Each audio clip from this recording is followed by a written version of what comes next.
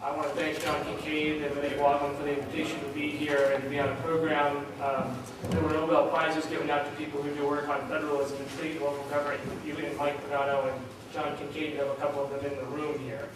It's been my pleasure to have read and been a part of their work in some cases over the years. It's also an honor to be here with Mayor Red this afternoon. Some of the things she's had to deal with in the last year or two, while more intense in many instances than perhaps what some of the cities around the country are facing, there are still similarities, at least, in some of the factors that are underlying that work, and I'm going to go into some of those challenges, and I'll go into that a bit more.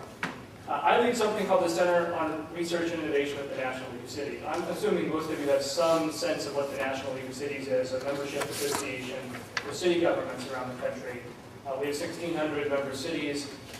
The York State Associations of Cities and Towns and other types of municipalities are members of our organization, and through them we can literally get to almost any city and town, any type of municipality across the country. The center that I lead is essentially the think tank or action tank, best practices center for the organization. Our mantra is to learn, innovate, connect, and lead. By learn, I mean we try to research and understand the trends that are happening in cities across the country. By innovate, we're looking for the best practices or the things that are happening at the edge and trying to elevate those to scale to be helpful to local officials across the country. We're trying to provide opportunities in rooms like these for people to connect with each other and share the information in terms of peer-to-peer learning. And we're trying to challenge people to lead. We have leadership training programs every year, and we're trying to push people to take stronger stances, see where policies are headed, and try to be where the puck might be, as Wayne Gretzky is famous for saying. I'm going to talk today about the national dialogue that underpins this fiscal malaise about local government, and about how that national dialogue, in the sense of where we need to go in the future, is going to have to change in order for us to start addressing some of the challenges and factors that are underlying that fiscal picture that's been painted here. John asked me to say a little bit about sort of the picture in Washington, and I can make this fairly quick because there's really not very much good news there, and there's really not much reason to focus on it here. But I'm in a lot of rooms in Washington, D.C. with local government actors, state government actors, and federal officials, where if I were to try to characterize what those rooms are like right now, it's a lot of people staring at each other and looking at each other and sort of saying, do you have the money? I don't have any money, right? And maybe a couple years ago, they were asking each other, right? Maybe a couple years ago, local and state governments came to Washington and they were asking for funds or saying, please don't cut these funds. They're not even saying that anymore. Everybody sort of underlines that each level of government got some huge structural challenges, and sort of everybody's just trying to look at each other and say, let's not do any further harm. But the reality is that the debates going on in Washington are not about doing less harm at this point. They're about how big the size of the cuts will be. And the only thing I would say that's sort of good news in that arena is that gradually over the last 3 or 4 decades, as Mike outlined, the federal government's sort of gotten out of the funding local government business anyways, so we're talking about fairly small percentages of your overall budgets in terms of where the federal government was really much of a player. So that's the federal picture. There's not much they're going to do in the next little bit. But I want to focus on these underlying factors that are behind this fiscal malaise, because in many respects, how we got here is a story that goes much deeper than the recession. We've had a series of underlying shifts, some of which Mike has outlined here, that have placed us in a place of structural challenge for some time. One of those has simply been, and this recession has exposed it in a very violent and intense way, is that population and housing growth don't constitute an economic development strategy. We have been on this sort of growth bubble for a long time in cities around the country where sort of economic development meant my population was growing up and I was building more and more housing, and around that were a set of services that had created most of the jobs over that last decade. And that bubble popped, right? And now we're back to sort of how do we do real economic development? How do we produce some real growth? And that's a really hard, the answers to those questions are hard and they're longer term. But the reality is you've got to start sometime for the 10-year period it takes or the 5-year period it takes. You're just putting it off for longer. A second, and a piece of that is actually that economic development picture is that our fiscal system isn't aligned with that economic system. So some of what Mike showed you here is a lot of mainstream revenue sources that are actually being undermined by where the economy is moving, whether it's the sales tax and the fact that more and more of the work is in service, more and more of the activities and services, or the property tax, or the income tax, and the way we exempt certain things. We've undermined, we've got bases that are picking up the wrong types of economic growth. A second major factor here is that our governmental system is largely broken. For 20, 25 years now, we've been dismantling it sort of piece by piece. The federal government, as I said, has gotten out of the funding business and stayed in the regulatory business. It's not a dynamic anybody at the local level is very happy about. The state government's moving in that direction as well, where slowly they've eliminated grants and aid programs and transfers and devolved more responsibilities, but without the funding piece in place. And so as we turn to sort of look at these bigger picture challenges, we've got an intergovernmental system that's not in a very cooperative place, and the fiscal picture just makes that tougher. We've got demographic shifts, the third trend here, putting huge pressures on the pension, healthcare liabilities, and service demands as a whole swath of people move to retirement age. They may not retire, which is part of the good news, actually. We remember old models may not be in place here. But we've got demands, and putting further fiscal demands on things like pension, healthcare benefits, and the costs of wages. And lastly, our politics around how to make some of these changes just aren't very good. The civics in this country that need to be there to actually change some of the debates that are happening are not there. We've got what one scholar at one point described as a culture of getting something for nothing in this country, which involves sort of I can have more services, or I can have the same level of services, and I can pay less taxes, and somehow that's supposed to be sustainable over the long term. And the politics around that, in terms of our politicians, are often winner takes all, sort of just rapid shifts right now in ideology that don't really make sense in terms of moderating responses to some of these crises we're facing. So the purpose of my talk today is to talk about how to change a bit of this national discourse. And by national, I don't just mean federal, I mean sort of the whole discourse that's operating from local up, and to create a political, social, and economic ecosystem focused on successful places. That we need to reframe some of our conversations to figure out how to build successful places again. And so I have 6 conversations that I think need to be reframed, and I'll talk about them in terms of things we should be talking about less, things we should be talking about more. And the first of those is about this winner-takes-all politics. We need a lot less of this sort of, I win, I get to choose the solution. We need a lot more focus on civic infrastructure. A second is that we need to stop protecting old models and structures and move towards more focus on neighborhoods and regions. A third is that we need less one-size-fits-all solutions to the problems we face in terms of the future, and focus on more diversity choices. A fourth is about looking at a couple of things. A fourth one is about looking at technology, which people often say is a way out of circumstances like this, as something that doesn't substitute for anything, but actually just provides more options and can be a catalyst. A fifth is less focus on jobs, which probably sounds like a really dumb thing to say right now, and more focus on innovation. And finally, we'll turn to this public sector issue, the attack on the public sector right now in terms of politics, the national media, where we need to be talking less about deficiencies and more about the vitality of that sector going forward.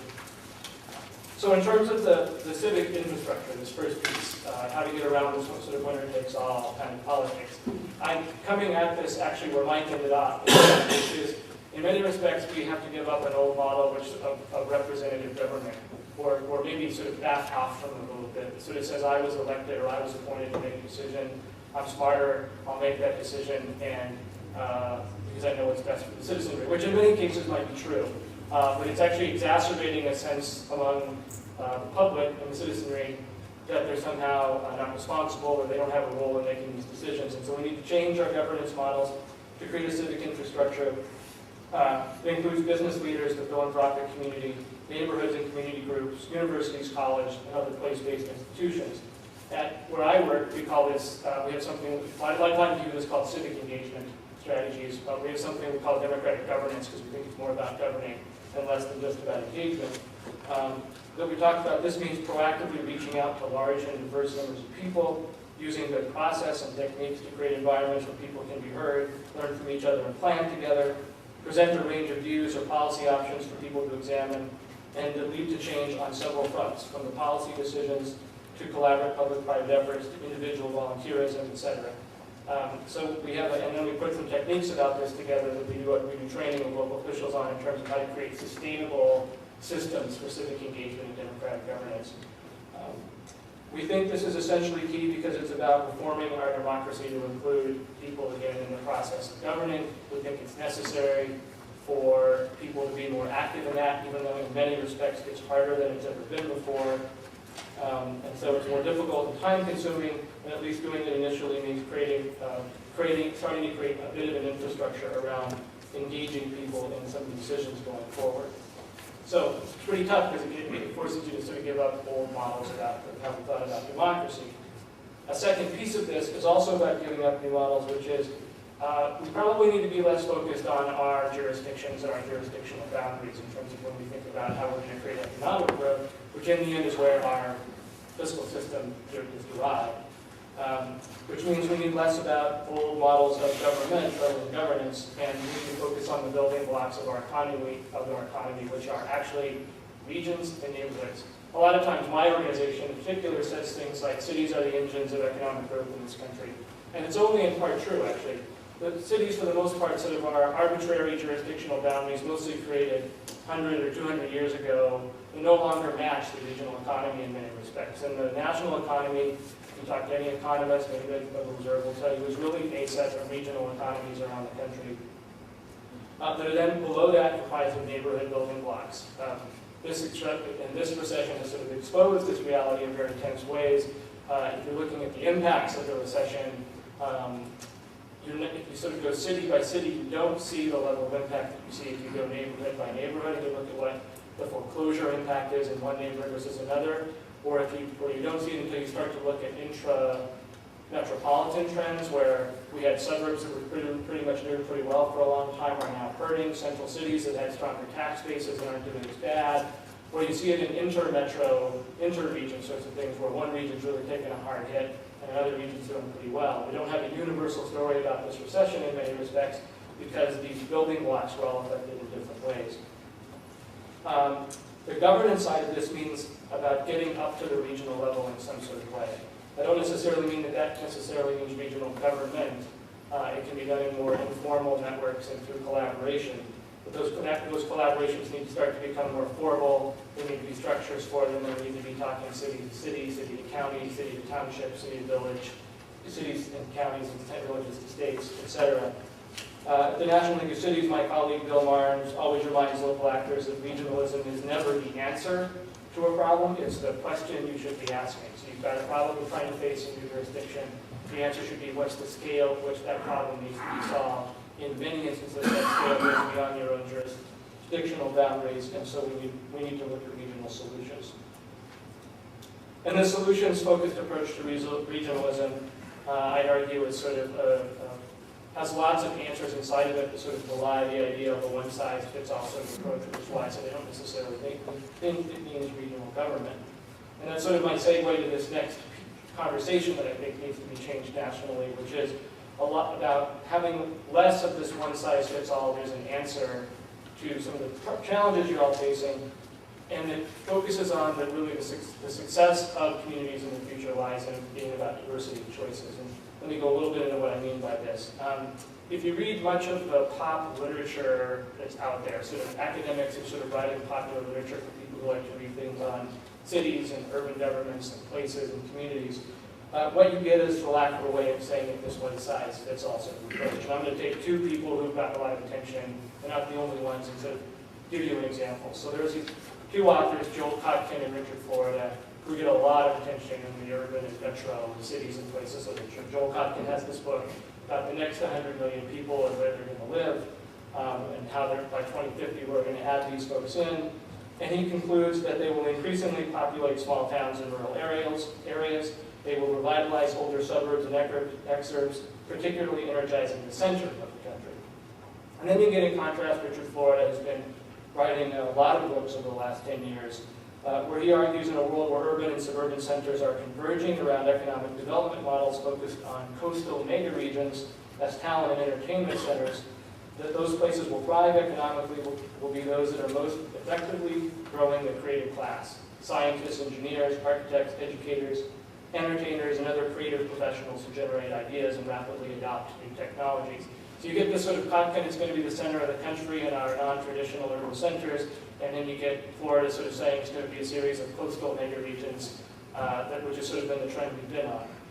And I'd say that there's no mystery here to why these two guys like these two approaches. One-size-fits-all approaches are how you sell books, and they wrote a book because they wanted to sell a book. But one of the underlying factors to understanding places, at least in the world that I work in, working with folks like you all and the elected officials that you are working with, is that there is tremendous variation no matter what you're looking at, tremendous nuance. Mike's charts about the differences in tax structure are just one dimension of that. But the point is that no one place looks exactly like another. No one exact economic model is going to work for one place just because it works in another.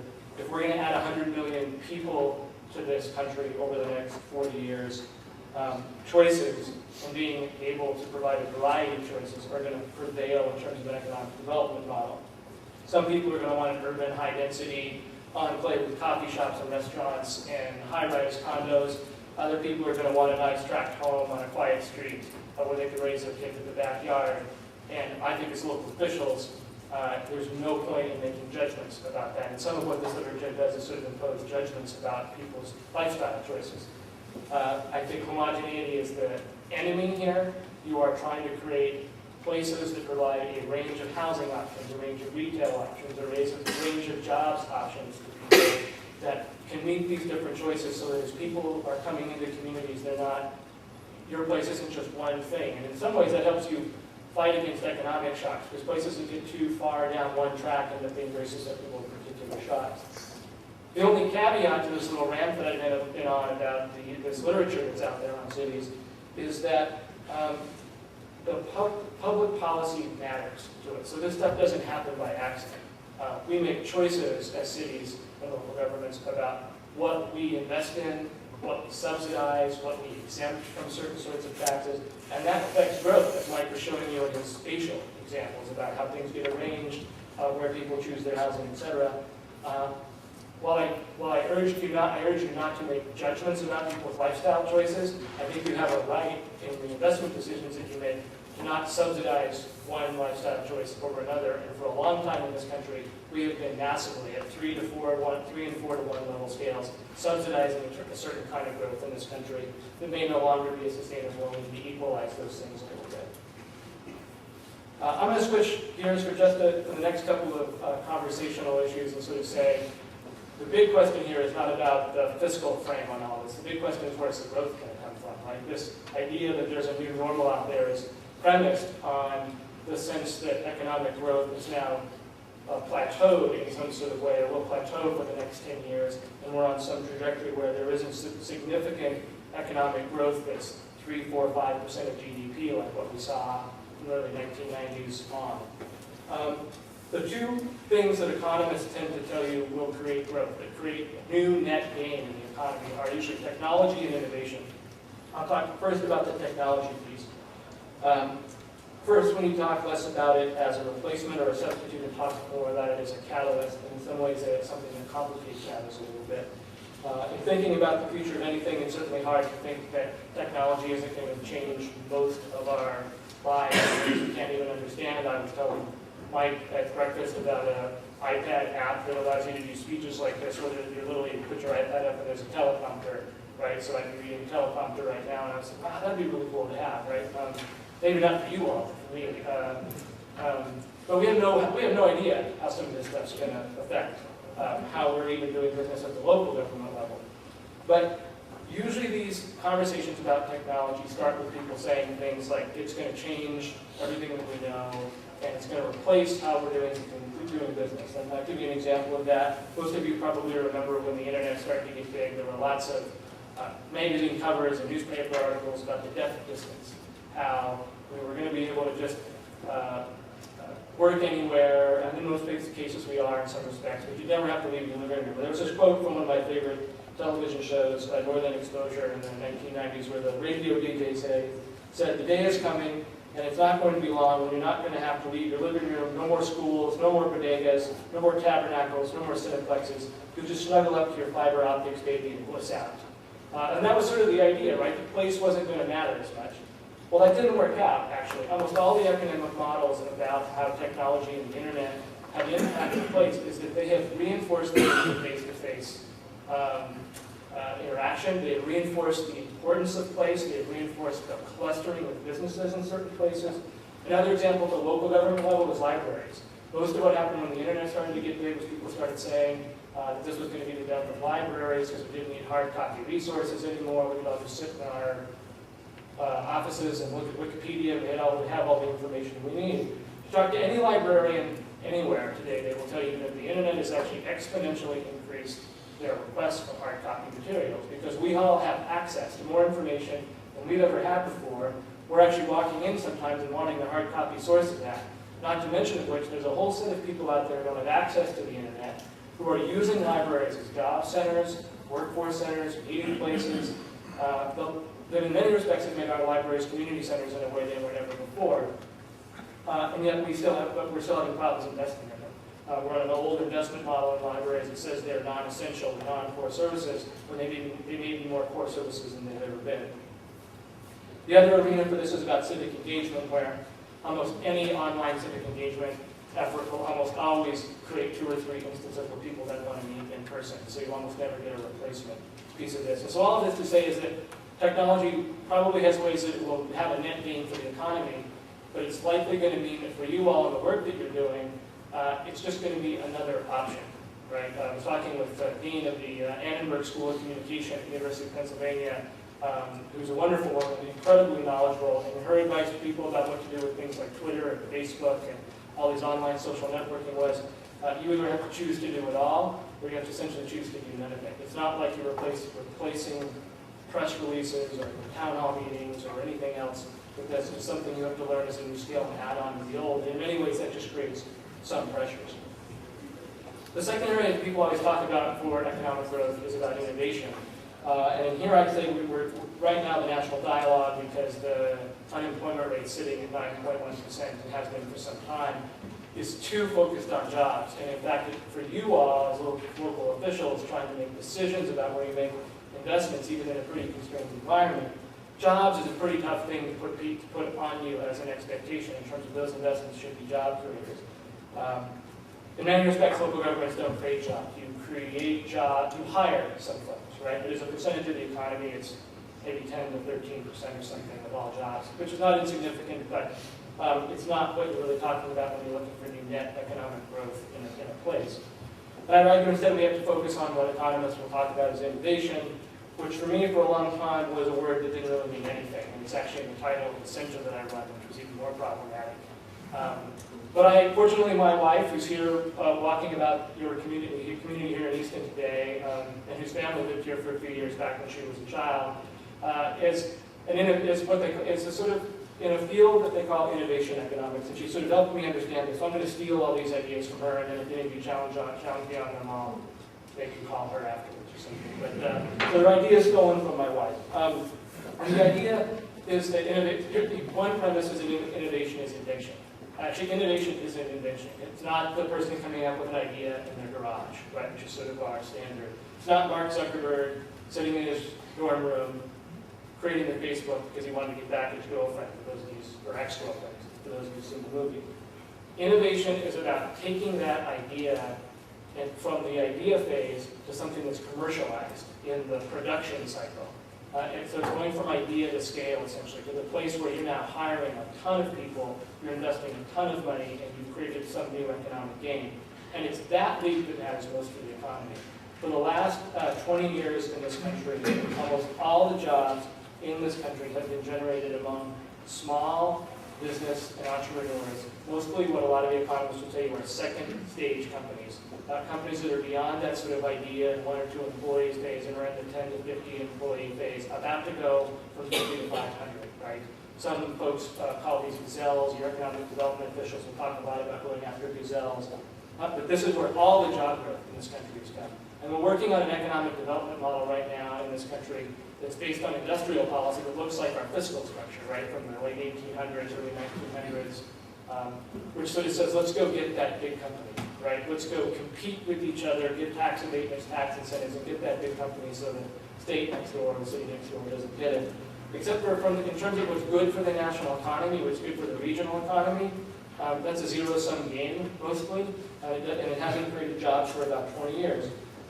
So why should we focus on this in terms of the local government level, in the sense that it seems like something that's pretty hard for us to figure out what to do about it? But in the sense it's not tax abatement, it's not tax incentives, it's not some of the old stuff we've done.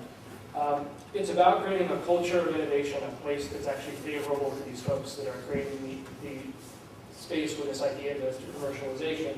A lot of them, the research we've done and I've got an economic development team in my group, it is really old school stuff. It's about streamlining regulatory structures.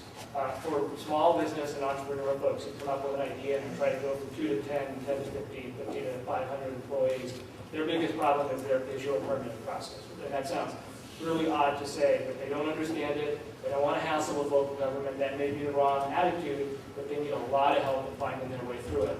The second thing that really we're finding in our research that helps is their other big issue is access to capital. If you look at what entrepreneurs, how entrepreneurs start their small businesses, they do it on credit cards and they do it on their through things like second mortgages on their homes. They need access to capital. They're going to some of the worst places to get it in most instances, taking a risk that somehow this is all going to pay off. One of the ways that you all can help them is connecting them into the business community in terms of creating some informal networks where they're talking to folks who have capital. So in my city of Chicago, there's an alderman that I know who's got, just to give you an example of one of the discussions happening in our meetings, who had a caterer, who's a really well-known caterer in the city of Chicago, who wanted to go from caterer to restaurant business. But the problem is the reason she's in catering is catering's pretty low cost up front, right? You don't need all the infrastructure. It takes millions of dollars to open a good restaurant. He's trying to figure out how to help her out, and he's trying to do it through the city's revolving loan fund, which doesn't have the capital, has too much sort of barriers to it to really be helpful to her. When he sat with folks from the Kaufman Foundation, the Lowe Foundation, and my organization, and we were talking about this, what he came away from was he needed to go back and put her in touch with some of the restaurant entrepreneurs who'd already been successful in his board. He went back, put her in touch with a couple of restaurant groups. They sponsored they're sponsoring her restaurant business going forward. That's an example of another way that you can help with small business and entrepreneurs. It's not a 1 year or 2 year process, but like I said, these are the kind of things that sort of time to get started on. And I want to close the sort of conversations that need to be framed, talking specifically about the arena in which you guys are working every day, because these are as probably not just the fiscal front, just the politics and the attention to the public sector right now is maybe the most negative place we've seen in some time. It's certainly way more negative than in my 10 years at the National League of Cities. And in many ways, we have got to figure out a way to change the discourse from being about public sector waste and inefficiency and bureaucracy to being about a public sector that's more vital going forward, and that creates these cultures of innovation, catalyzes technology, creates opportunities for people and stronger communities. Let me say a little bit about what I think that needs to happen in that regard. First, unfortunately, much of that discourse right now is negative in terms of stories about compensation of local officials, about pensions spiking, about sanitation workers in New York City who are sleeping in the snowstorm because their union told them to. It's about the stories in Wisconsin or Ohio or Michigan about trying to take away collective bargaining benefits. And as difficult as these portrayals can be to overcome, we need to get rid of some of the old models here, and in fact, some of this is going to be pretty hard because it's going to mean that we're going to have to admit that there's just a smidgen of all of this, while maybe a little bit misconstrued or not being framed correctly, that actually needs to be reshaped. Let me give you an example of what I mean by that. So this debate being about pension and healthcare benefits is in the exact wrong place. It needs to be a bit about, just like you would do with an economic development strategy, about how you attract talent into local government in order to deliver public services, find new ways and new models of doing that. And I would posit that right now in most local governments around the country, the structures that we set up for public sector work are chasing talent away at both ends of the spectrum. And we go into a couple of those. First, at the level where somebody's sort of been in local government for 25 to 30 years, or 20 years been in the public safety unit for the most part. We tell our professionals, our high-level administrators, we incentivize them, we incentivize them through our pension policies in many instances to retire, let's say, at the age of 55, when they're mostly at the peak of their profession, right? They know the field as well as anybody. They've seen most crises in some form or another. They're well positioned to be helpful. And at that moment, we're incentivizing them through really great pension packages, which we did because mostly the pay wasn't as high, to leave the jurisdiction. The incentives are just too great, right? If I'm a police chief and I'm 50 years old and I've been there for 25 years, it's almost a better deal for me to retire with, say, a 90% pension package, move to the community down the door, next door, be their police chief there, work for 10 more years, start another pension. It's almost too good of a deal even if I want to stay in my community.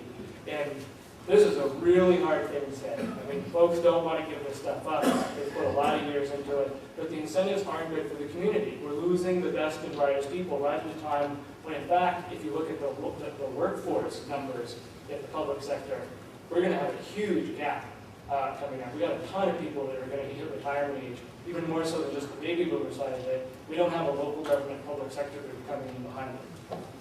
So that's got to change. And the fact that younger group isn't coming up is my other piece of this, which is we're chasing that talent away too. Which is if you go talk to John Kincaid or Mike Pagano or Dave Wadlam or anybody else in a local college or university around the country, and you ask them if there are students in their classes who want to work for local government, the answer is mostly no, right? They want to change the world, right? Every kid wants to go to college and change the world. But they view their career in some sort of way as, yeah, maybe I'd work a couple years for local government, maybe I'll put in a few years for a nonprofit or two, maybe I'd like to work in the private sector for a little bit, and I'll figure this out as I'll go along. Which sounds great, except for the way that we structure the benefits and pay packages for folks at the local government level goes something like, 30 or 40 years ago. It says something like, look, come work for local government. You won't get paid great. You have lots of job stability, and you get a great pension package. You walked into any classroom in America and you told a group of 20-year-olds that that's why they should come to local government. You're chasing them right into the hands of the private sector and the not-for-profit sector. You could spend 30 years at this job and retire with a great pension package. Ain't going to do it, right? And so we got to change the structure of these things at both ends of the scale. And that's going to be really hard. It's not so hard for the young folks. They don't care as much anyway. They don't have any stake in it at this point. But we've got to change it at both ends. And I would posit that rather than focusing too much on some of the current cost issues, which are actually have 20 or 30 years to sort out, we got to restructure what we mean by public sector work. Make benefits portable, provide a different type of benefits, find a way to attract these folks in and convince them to stay longer in local government. And with a retirement age community that probably won't be retiring in the numbers that we think they will be, we've got to find ways to let them work part-time, let them stay in the community, don't completely incentivize them to leave and go work in the community next door. So that's my sort of little rant on the public sector pension side. So I've given you these sort of preachy conversations about how what we need to do to change the national dialogue about local government.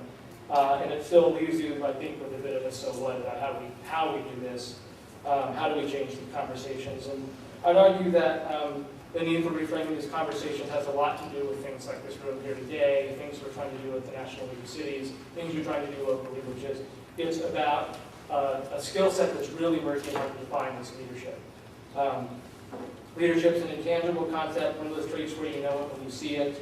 Drawing on conversations with the leaders I've met, a couple of the key elements to it seem to be effectively using the bully pulpit, and this is whether you're elected or appointed, or et cetera, and then managing relationships that deliver outcomes across non-traditional lines. And Dave will get one in a second. But being a leader from the folks that I've seen do it well is about being active and out there and telling people about the problems that are being faced. Good example of this on a really dark sort of scale, and I apologize for the downside of the story, but Mayor Williams of Washington, D.C., the former Mayor Williams, was president of our organization after September 11th, or when September 11th happened afterwards. And in his conversations 3 and 4 years later with our organization about how well he did, he was a very effective mayor in Washington by any stretch of the imagination. he graded himself pretty poorly during his performance in terms of what happened on September 11th, and in terms of his leadership and the way of crisis, and particularly in comparison to Mayor Giuliani in New York City. And not because of what they were doing behind the scenes. They're both doing a lot of the same stuff behind the scenes. What he graded himself poorly on was that Mayor Giuliani, if you remember September 11th and the wake of that, was everywhere. Right? He was on television constantly. He had lots of staff, lots of great people doing great things behind the scenes, but he was there visibly explaining to the public, here's what's happening, here's the choices we're facing, here's the choices we made, here are the ramifications. He did a fantastic job, and I was named stretch of the imagination of defining what leadership means in that moment. And Mayor Williams said, I spent too much time being a wonk behind the scenes trying to figure out what the data was, getting in the way of my staff, and not telling the people of Washington, D.C. and the region of Washington, D.C., here's what's happening. That use of the holy pulpit is something that can't be overstated enough. The other piece of this is about crossing lines. And that is delivering some outcomes and managing things where you're working across government agencies, where you're working across sectors, where you're working across organizations, working across local governments. And mostly in our public administration schools around the country, I think Mike would agree with me here as somebody who runs one of these, we don't teach people this, right? We teach people budgeting, which makes finance directors, and we teach other sort of things that turns people into city managers. And we don't teach people about civic engagement strategies. We don't teach them about managing in cross-agency and cross-organization sorts of ways, or at least I don't think we're doing that enough yet. And we need more of that in order to be successful. Capturing on this leadership thing, I want to close today beginning with a quote from Mayor Ron Loveridge of Riverside, California, who's been active in our organization for a long time. He said last year while he was president, almost anyone can lead during the good times when only a caretaker approach is needed. Leadership matters in difficult times that demand new structures, systems, and networks. People and organizations that adapt quickly to changing circumstances. I think I couldn't agree more. It was a pleasure to be here today to talk with you about all this. I thank you for your time. I have some information about some of the research and work that we're doing that I'd be glad to share with you all in terms of websites, Facebook accounts, Twitter feeds, yada, yada, yada. I want to talk to the afterwards. But let me open it up to questions and comments. Yes? You made the comment that local officials really can't make it with economic development. I'm in one of those municipalities where tremendous growth after World War II, township, and we are now going through, I think you called it reburbing. It's happening now where those people that built the 1,000 ranch homes are now passing away at the rate of 5 per week. And we are now looking at tax incentive zones for our commercial district, but that has to come from the local level. That's not coming from the feds or the state. We, as a local municipality, have to take that to make it, provide an incentive for development to come in, whether it's technology or some sort of innovation zone. So on that, we have to take the bull by the horns because it's not happening. Because of the banking situation, with not getting capital to invest, or the developers not, still being skittish. No, it's a great point, and there's some really good stories around the country of folks doing this in very anecdotal sort of ways. It's not happening system-wide yet, and it's a great example of this sort of leadership piece, I think, that I was mentioning again. But one thing, as I would say, is it's a great example that we don't have a very good story about this recession because we're not, we're sort of talking about it in the aggregate all the time. One of the sub-stories about this recession is the dramatic way that is exposed what I would call the sort of low tax, low service model for suburban jurisdictions, which was a great model when a lot of them got started. I started my work in this kind of field in California, and it was a whole model, contract city model. You could keep your taxes low, you contract your services out to the county. Except for the problem was in 30, 40 years, the population of these places grew dramatically. They started to have expectations about public services that didn't really fit a low service model anymore, or the size of the jurisdiction just necessitated certain services and scale that couldn't be as low service. But the tax side thing never came with it. So we've got this fiscal kind of piece, and then the economy comes in, sort of undermines the whole housing component of it. The places that I've been hearing about that are doing it well, and there's just sort of no hard data here, are places where sort of mayors and city leaders of all sort of types are playing roles they haven't played in before, which is sort of operating like housing developers in some sort of respect. So in a world where a lot of the big banks don't expose where these assets are, or where they may not even know, right, who owns or what the status is of the title, et cetera. You've got a situation where you got a bunch of foreclosed or vacant properties that in neighborhoods you never had before. What you've got happening is mayors and city leaders sort of figuring out where those are in very kind of weird sort of ways, sort of walking around neighborhoods, sending out sanitation workers to look at neighborhoods, and then connecting people to banks, right? Sort of in a very personalized sort of ways, picking up the phone call and calling the local bank and sort of saying, look, I don't know what's happening in this property over here. It's been that kind of story that started to create some movement in places like the Central Valley in California, where this was probably felt about as intensely as anywhere. But it seems like it's probably really hard in house by house, and block by block, and neighborhood by neighborhood. And I'm not sure any other way that it's done, but I would completely agree with you. Nobody else is going to help you. Well, the issue too becomes the children have moved away, and they come back, put the home in the market. It's not that it's been foreclosed upon, but then after a year of not selling the home, it becomes a rental. Yeah. Other comments or side remarks?